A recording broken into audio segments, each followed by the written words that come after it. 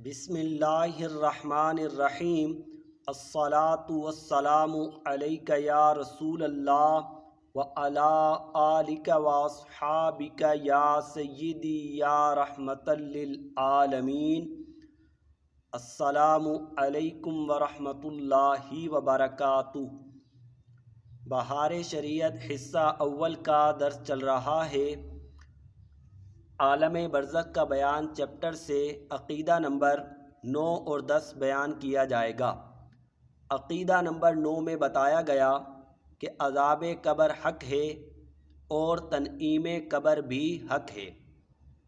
عذاب قبر یعنی قبر میں عذاب کا دیا جانا، تنعیم قبر یعنی قبر میں نعمتوں کا دیا جانا، یہ دونوں باتیں حق ہیں اور یہ دونوں باتیں جسم اور روح دونوں پر ہی وارد ہوں گی۔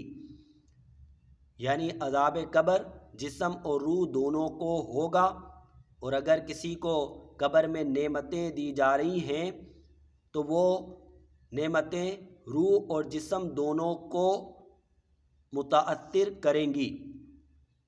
جیسا کہ پہلے ہم بیان کر چکے کہ مرنے کے بعد بھی روح کا تعلق جسم سے باقی رہتا ہے۔ اگرچہ موت اسی کا نام ہے کہ روح جسم سے جدا ہو جائے، لیکن مرنے کے بعد بھی روح کا تعلق بہرحال جسم سے رہتا ہے۔ جسم پر جو بھی گزرتی ہے روح اس سے متاثر ہوتی ہے، جیسا کہ دنیا میں متاثر ہوتی تھی۔ جیسا کہ آپ دنیا میں اگر کھولتے ہوئے پانی میں ہاتھ ڈالیں گے تو آپ کا ہاتھ جلے گا، روح کو بھی تکلیف ہوگی۔ تو یہ جو وارد ہو رہا ہے جسم پر، تو روح بھی اس سے متاثر ہو رہی ہے۔ اسی طریقے سے سخت گرمی میں اگر آپ کو ٹھنڈا پانی مل جائے تو پانی تو جسم نے پیا، لیکن روح اس سے راحت محسوس کر رہی ہے۔ تو فرمایا کہ عذاب قبر بھی حق ہے، تنعیم قبر بھی حق ہے، اور یہ دونوں جسم اور روح دونوں پر وارد ہوگا۔ عقیدہ نمبر 9، عذاب قبر حق ہے اور یوں ہی تنعیم قبر حق ہے، اور یہ دونوں جسم و روح دونوں پر ہے، جیسا کہ اوپر گزرا۔ اب آگے ایک سوال کا جواب دیا جا رہا ہے کہ کہا گیا کہ جسم کو عذاب ہوگا، لیکن جسم تو خاک ہو گیا، جلایا گیا تو راکھ ہو گیا، اس کے اجزاء بھی بکھر گئے، تو جسم ہی نہ رہا، تو عذاب قبر کیسا؟ تو اس کا جواب یہ دیا کہ انہی اجزاء کو، وہ اجزاء اصلیہ جو ہیں، انہی اجزاء اصلیہ کو عذاب ہوگا۔ اللہ تعالیٰ قادر ہے، ماورائے عقل ہے بات، لیکن اللہ تعالیٰ قادر ہے۔ فرمایا جسم اگرچہ گل جائے، جل جائے، خاک ہو جائے، مگر اس کے اجزاء اصلیہ قیامت تک باقی رہیں گے، وہ مورد عذاب و ثواب ہوں گے، اور انہی پر روز قیامت دوبارہ ترکیب جسم فرمائی جائے گی۔ یہاں سے ایک اور سوال کا جواب دیا جا رہا ہے کہ حشر میں دوبارہ اٹھایا جائے گا، جسم ہی نہ رہا، دوبارہ اٹھائے جانے سے مراد کیا ہے؟ کیا اللہ تبارک و تعالیٰ دوسرا جسم بنائے گا، اس میں روح پھونک دے گا؟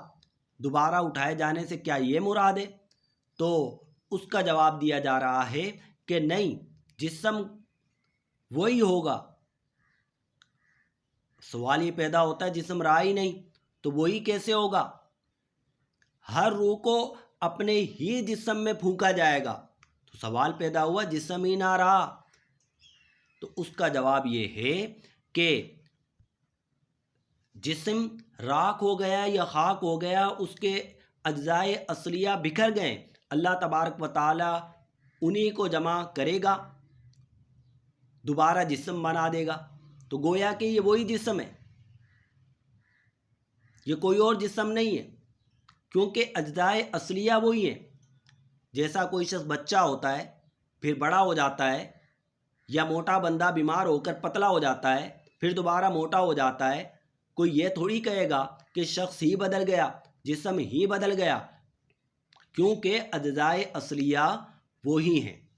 تو فرمایا انہی پر روز قیامت دوبارہ ترکیب جسم فرمائی جائے گی، وہ کچھ ایسے باریک اجزاء ہیں ریڑھ کی ہڈی میں جس کو عجب الضم کہتے ہیں کہ نہ کسی خوردبین سے نظر آ سکتے ہیں، نہ آگ انہیں جلا سکتی ہے، نہ زمین انہیں گلا سکتی ہے، وہی تخم جسم ہے۔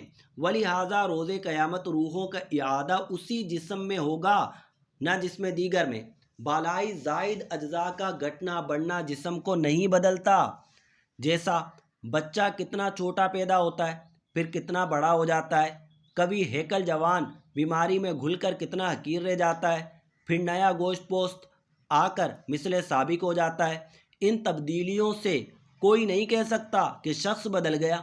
یوں ہی روز قیامت کا عود ہے، وہی گوشت اور ہڈیاں کہ خاک یا راکھ ہو گئے ہوں، ان کے ذرے کہیں بھی منتشر ہو گئے ہوں، رب عز و جل انہیں جمع فرما کر اس پہلی ہیئت پر لا کر انہیں پہلے اجزائے اصلیہ پر کہ محفوظ ہیں ترکیب دے گا اور ہر روح کو اسی جسم سابق میں بھیجے گا۔ اس کا نام حشر ہے۔ تو 3 باتیں بتائی۔ پہلی بات عذاب قبر اور تنعیم قبر حق ہے اور یہ جسم اور روح دونوں کے ساتھ ہے۔ دوسری بات کہ جب جسم ہی نہیں تو عذاب قبر جسم کو کیسے؟ تو بتایا کہ جسم سے یہاں مراد یہ ہے کہ جسم اگر خاک ہو گیا ہے، بکھر گئے ہیں اس کے اجزاء، یا راکھ ہو گیا ہے اس کے اجزاء بکھر گئے ہیں، تو انہی اجزاء کو عذاب ہوگا۔ اللہ تبارک و تعالی اس پر قادر ہے۔ تیسری بات بتائی کہ یہ جو کہا جاتا ہے کہ دوبارہ اٹھایا جائے گا، تو جسم ہی نہیں ہے، دوبارہ اٹھائے جانے سے کیا مراد ہے کہ دوسرا جسم بنایا جائے گا، اس میں روح پھونکی جائے گی؟ تو اس کا جواب دیا کہ ہرگز ایسا نہیں، دوسرا جسم نہیں بنایا جائے گا، بلکہ وہ جو اجزائے اصلیہ بکھرے ہوئے ہیں اللہ تبارک و تعالیٰ انہی کو جمع کرے گا، دوبارہ جسم بن جائے گا۔ تو جسم تو وہی ہے کیونکہ اجزائے اصلیہ وہی ہیں۔ عقیدہ نمبر 10 میں مزید کچھ سوالات کے جواب دیے گئے ہیں کہ کہا جاتا ہے قبر کے سوالات، کہا جاتا ہے قبر کا عذاب، کہا جاتا ہے قبر میں نعمتیں۔ تو کوئی شخص قبر میں دفن ہی نہ کیا گیا تو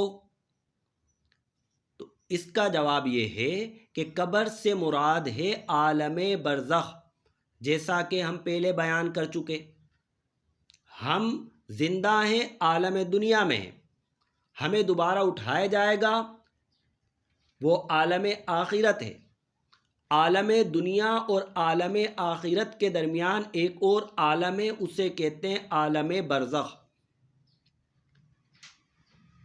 تو قبر کے سوالات سے مراد ہے برزخ میں سوالات، قبر کے عذاب سے مراد ہے برزخ میں عذاب، قبر میں راحت سے مراد ہے برزخ میں راحت۔ فرمایا مردہ اگر قبر میں دفن نہ کیا جائے تو جہاں پڑا رہ گیا یا پھینک دیا گیا، غرض کہیں ہو، اس سے وہیں سوالات ہوں گے اور وہیں ثواب یا عذاب اسے پہنچے گا، یہاں تک کہ جسے شیر کھا گیا تو شیر کے پیٹ میں سوال و ثواب و عذاب جو کچھ ہو پہنچے گا، یعنی عالم برزخ۔ قبر سے کیا مراد ہے؟ عالم برزخ مراد ہے، وہ عالم جو ہماری نگاہوں سے پوشیدہ ہے۔ قبر میں ہم نے کسی کو لٹایا، اوپر مٹی نہیں ڈالی، ہم نے کہا دیکھتے ہیں قبر میں کیا ہوگا، تو ہمیں تھوڑی نظر آئے گا کہ کیا ہوگا، لوگ کیمرے لگا دیتے ہیں، وہ تو عالم برزخ ہے، وہاں کیا ہو رہا ہے ہم اس سے بے خبر ہیں۔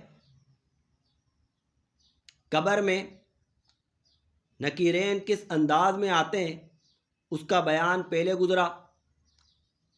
کیا آپ قبر کھول کے دیکھتے ہیں سائیڈوں سے دیوار ٹوٹ گئی ہے؟